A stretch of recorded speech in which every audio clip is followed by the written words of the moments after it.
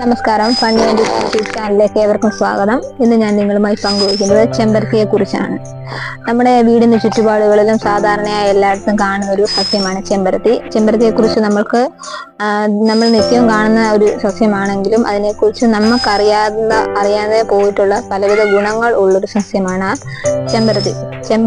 ചെമ്പരത്തി മാൽവേസിയൻ ഇനത്തിൽപ്പെട്ട ഒരു സസ്യമാണ് ചെമ്പരത്തി. പിന്നെ നിത്യപുഷ്പിണിയായ ഒരു സസ്യം കൂടിയാണ് ചെമ്പരത്തി. നമ്മൾ കേരളത്തിലൊക്കെ ഉടനീളം കണ്ടുവരുന്ന ചെമ്പരത്തി നമ്മുടെ നാട്ടിലൊക്കെ വലിയ അത്യാവശ്യങ്ങൾക്കോ അല്ലെങ്കിൽ അത്തപ്പൂടാനോ അല്ലെങ്കിൽ താളി ഉണ്ടാകാനോ ഒക്കെ ഉപയോഗിക്കുന്നെങ്കിലും ചെമ്പരത്തി മലേഷ്യയുടെ ദേശീയ പുഷ്പമായിട്ടാണ് അറിയപ്പെടുന്നത്. പിന്നെ ചെമ്പരത്തിയുടെ ഇല, പൂക്കൾ മുതലായവ ഉണക്കി പൊടിക്കുന്നതിന് ആഗോള മാർക്കറ്റിൽ വലിയ വിലയാണുള്ളത്. പലതരത്തിലുള്ള ചെമ്പരത്തികളുണ്ട്. വയലറ്റ്, മഞ്ഞ അതുപോലെയുള്ള ചെമ്പരത്തികളുണ്ട്. തട്ടുതട്ടായിട്ട് കാണപ്പെടുന്ന ചെമ്പരത്തികളുണ്ട്. പക്ഷെങ്കിൽ ഏറ്റവും ഗുണകരമായി നമുക്ക് ഉപകാരപ്രദമായിട്ടുള്ളത് ചുമന്ന കളറിലുള്ള 5 ഇതളുള്ള ചെമ്പരത്തി പൂവാണ് നമുക്ക് ഉപകാരപ്രദമായത്.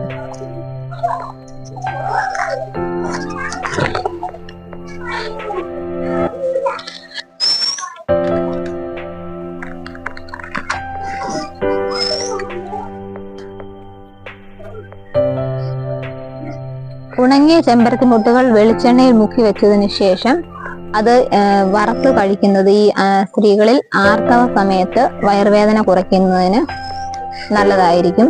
ചെമ്പരത്തിയിലിട്ട വെള്ളം തിളപ്പിച്ച് കുടിക്കാറുണ്ട്. ചെമ്പരത്തിയുടെ പൂ ഇട്ട് തിളപ്പിച്ച വെള്ളം കൂട്ടി ചായ ഇടുന്നതായിട്ട് അറിയാൻ സാധിച്ചിട്ടുണ്ട്. രാവിലെ വെറും വയറ്റിൽ 5 ഇതൾ തിന്ന ശേഷം അല്പം വെള്ളം കുടിക്കുന്നത് വയറിന് നല്ലതാണ്. ഇത് വയറ്റിലെ കുടൽപുണ്ണ് അഥവാ കുടലിലുണ്ടാകുന്ന ക്യാൻസർ അതുപോലുള്ള രോഗങ്ങൾ ഇല്ലാതെയാക്കുന്നത് സ്ഥിരമായി ചെയ്തു കഴിഞ്ഞു കഴിഞ്ഞാൽ. പിന്നെ ചെമ്പരത്തിയുടെ മൊട്ട് വെള്ളത്തിലിട്ട് വെള്ളം കുടിക്കുന്നത് നല്ലതാണ്. ചെമ്പരത്തി ഇല ഇട്ട് തിളപ്പിച്ച വെള്ളത്തിൽ ചായ ഇട്ട് കുടിക്കുന്നത് ബ്ലഡ് പ്രഷർ കുറയ്ക്കാനും രക്തത്തിലെ കൊഴുപ്പില്ലാതാക്കാനും സാധിക്കുന്നു. വെള്ള ചെമ്പരത്തിയുടെ ഇതളുകൾ ഉണക്കി പൊടിച്ച് വെള്ളത്തിൽ തിളപ്പിച്ച് കുടിക്കുന്നത് നല്ലതാണ്. കൂടാതെ ചെമ്പരത്തി പൂ രാത്രി കിടന്നുറങ്ങുന്ന നേരത്ത് തലയിൽ വെച്ച് കിടന്നുറങ്ങുകയാണെങ്കിൽ അത് പേൻ ശല്യത്തിന് ഒരു ശമനം ഉണ്ടാക്കുന്നതാണ്. വെള്ള ചെമ്പരത്തിയുടെ ഇതളുകൾ ഉണക്കി പൊടിച്ച് കഴിക്കുന്നത് കണ്ണിലുണ്ടാകുന്ന പ്രഷർ ഇല്ലാതെയാക്കുന്നു.